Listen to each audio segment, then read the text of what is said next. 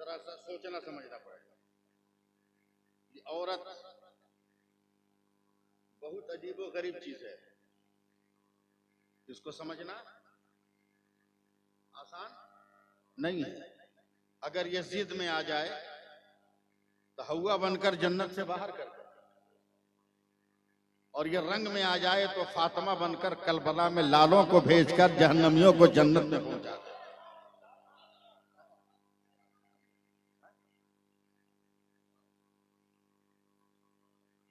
ये औरत लोग, हदीस पाक में आया कि शौहर कहीं से काम करके आया और चुपचाप आके सो गया, मर्द तो खुश हो जाता। शौहर चुपचाप सो गया, औरत चुपचाप उठी और आकर बगैर कुछ पूछे बात किए हुए शौहर का पांव पकड़ के दबा दिया। नट्टी नहीं, पांव, इसीलिए हम पांव दिखा के बोल रहे, पांव दबाने लगी, पांव दबाने लगी। मेरे नबी कहते हैं साहबा ऐलान कर दो कि मैं उस औरत को अपने साथ लेके जन्नत में जाऊंगा। सुनते रहिएगा। एक ऊंट ने मेरे नबी के पांव पे सर रखा, साहबा ने देखकर कहा या रसूल अल्लाह, ऊंट ने आपके पांव पे सर रखा, अगर इजाजत हो तो हम भी सर रख दें ताकि सजदा हो जाए। मेरे नबी ने कहा नहीं, अगर खुदा के अलावा किसी का सजदा जायज होता तो मैं औरतों को हुक्म देता कि वो अपने शौहर को सजदा करें, मगर हलाल नहीं है, इसलिए औरतों को हुक्म नहीं दिया कि शौहर को सजदा करें। इस शौहर के साथ जैसे तैसे रहेगी, बर्तन धो के कालिक लगी, हाँ का है, देखिएगा दरअसल मेरे रंग में आइए आप, सर्दी है, हाँ का है, एकदम मैं आपके माहौल में आके बोल रहा हूं। खांसी है, ऐसा खांसा कि पूरा आधा किलो खकार आपके मुंह पे चला गया, का है, जैसे तैसे रहेगी। मगर इसी औरत को कह दीजिए मुजफ्फरपुर चल रहा है तो 3 घंटा लगेगा इसको घर से बाहर निकलने। काहे भाई? जबकि मेरे नबी ने फरमाया कि औरत को यकीन हो कि मेरे मेकअप करने से, श्रृंगार करने से मेरा शौहर खुश होगा, तो मैं इस औरत को हुक्म देता हूं कि नफिल नमाज छोड़कर ये अपने शौहर के लिए श्रृंगार करे ताकि इसका शौहर राजी रहे। वो औरत बाहर निकलने के लिए, ताजुद्दीन भाई एक जुमला आ गया बोलने का, बाद में आपको काम दे सकता है। 3 घंटा में तैयार हुई, बाहर से हरन पे हरन मार रहा है शौहर बाइक पे बैठ के, और कितनी देर, हम तो 2 मिनट पे खैरात की मोटरसाइकिल पे बैठ के ससुर का दिया हुआ जूता पहन के तैयार है। हम तो तैयार हैं, तुमको बनने संवरने में कितना टाइम लगेगा? तो अंदर से 2-4 बरस और मार के कहती है चुप। मैगी में या बिरयानी में फर्क नहीं मालूम है? मैगी 2 मिनट में बन जाती है, बिरयानी 3 घंटे में बनती है। ये हाल हो गया हमारा और आपका। जिस भारत में रहते हो ना, अब जाहिलों का कब्जा है, देखा नहीं? जाहिलों का कब्जा। ऑपरेशन थिएटर में शमतबरे साहब, मरीज थर थर थर थर कांप रहा डर से। डॉक्टर आया, बोला अरे क्यों कांप रहे हो? बोला सर ठीक से कीजिएगा, मेरा पहला ऑपरेशन, डर लग रहा है। बोला एकदम टेंशन मत लो, मेरा भी पहला, मेरा भी पहले ही एक अजब हाल। ऑपरेशन करने गया, चूंकि घूस दे के डॉक्टर बना है, सिलाई कर दिया, कैंची अंदर छोड़ दी। दांत का डॉक्टर बना, घूस बन के उखाड़ना था, दहीना उखाड़ दिया बाएं। आंख का डॉक्टर घूस दे के डिग्री लिया, ऐसा ऑपरेशन किया कि जो नजर आ रहा था वो चला गया।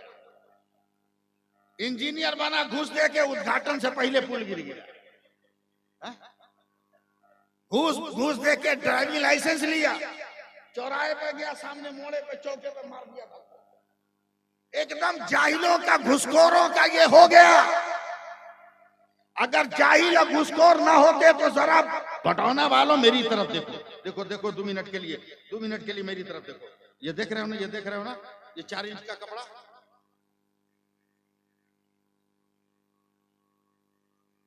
कहा है बोलो ना,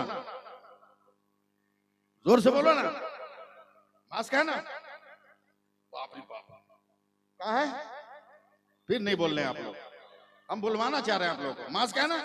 अब जरा देखिए ताजुद्दीन साहब, कैसे जाहिल और बकलोल हमारे मुल्क में हुक्मरां हो गए।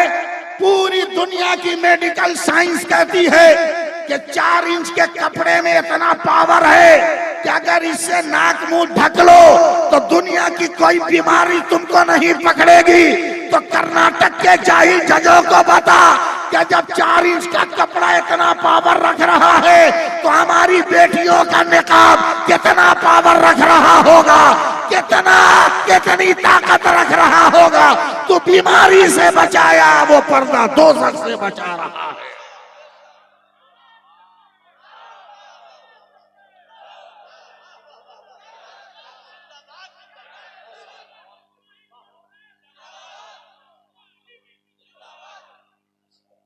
औरत को शौहर के हर दुख दर्द में शामिल रहना चाहिए, और सिर्फ औरत को नहीं, मर्द को भी। कभी ये ताना नहीं देना चाहिए कि तुम्हारे वजह से हम बर्बाद हो गए, और औरत को कभी ये नहीं कहना चाहिए कि तुम्हारे घर में हम आके चौपट हो गए, नहीं कहना चाहिए, नहीं कहना चाहिए। तालमेल बहुत ठीक ठाक रहे। अब मैं जो सुनाना चाह रहा हूं, जिसके लिए मैं आपको इतनी देर से तैयार कर रहा हूं, वो पैगाम सुनिए। बेनमाजी को कभी पीर मत कहिए, बल्कि मौलवी भी मत कहिए, पेशवा भी मत बनाइए। पीर पकड़िए दामन तो पहले देख लीजिए कि नमाज पढ़ रहा है कि नमाज पढ़ रहा है कि। अब सुनिए, लॉकडाउन तो देखा ही है कितना कठिन था। बोलो भाई, कितने मौलवियों ने खुदकुशी कर दी, कितने लोगों का पता ही नहीं चला कहां गए, है कि नहीं? डेली कमाने वाले लोग परेशान थे कि नहीं? एक गरीब मुसलमान मगर दीनदार है, इस पे सुभान अल्लाह कहना है। गुस्सा दिलाएगा तो हम आपके बीच में भी आ सकते हैं माइक लेके। दीनदार मुसलमान है, बुखार लग गया, 4-4, 5-5 बच्चों का बाप। ये भी एक मसला है, लेकिन मसले को मैं क्या बताऊं। भीख मांगता है आधा दर्जन बच्चा। भाई जब तेरी खुराक का इंतजाम नहीं हो रहा तो आधा दर्जन लाएगा? हर जगह अकल इस्तेमाल करना, अपनी बेसात भर अपना दामन फैला, इशारों में बात करना। डेली कमाने खाने वाला बुखार लग गया। अब बीवी कहती अरे बाप, अब क्या होगा, कल तो बच्चे भूखे रह जाएंगे। लेकिन औरत अगर चालाक और चतुर होना तो बहुत काम कर जाएगी। औरत ने फौरन देखा खाना आधा आधा है, रात में होगा, कल का होगा, तो फट से उसने भात में पानी मिलाकर काट दिया, सब्जी में पानी मिला के बढ़ा दिया, दाल में पानी बढ़ा के मिला दिया। बाबू आज खाया नहीं जाएगा, बाबा बीमार है, आज एक एक गिलास पी के सो जाओ। तवज्जो दें, कल का दिन भी गुजार दिया औरत ने। मगर जब दूसरा दिन आया तो औरत रोते हुए कांप कर हाथ जोड़कर अपने शौहर के सामने खड़ी है कि मेरे सरताज, मैं जान रहा हूं आप टूट गए हैं, बुखार ने आपको बिखेर दिया, अभी भी असर है, मगर कल से कम है। ये कंबल लीजिए, उड़ के जाइए, 8 घंटा नहीं 4 ही घंटा मजदूरी कीजिए, 1 ही रुपया लेके आइए, कम से कम एक दिन गुजारा तो हो बच्चों का। वरना मैं मां हूं, बच्चों को तड़पते हुए नहीं देख सकती, मैं भूखे प्यासे नहीं देख सकती। एकदम मेरे साथ लगे रहिएगा।